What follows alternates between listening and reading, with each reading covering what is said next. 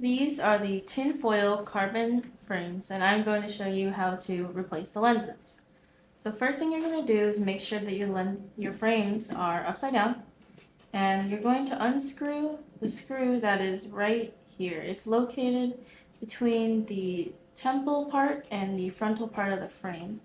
So you're going to take a Phillips head screwdriver and just carefully unscrew that little screw until it pops up, like so, and you're just going to pop out the frame. Very simple. Now, when you put the lens back in, you're going to want to line up this part of the lens first against the grooves of the frame, so to stabilize it. Now, once you do so,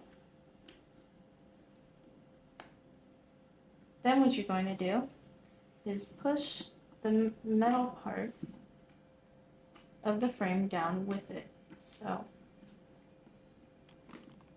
you have that down, and then you push this one as well. And then you take your screwdriver and you just screw to the right.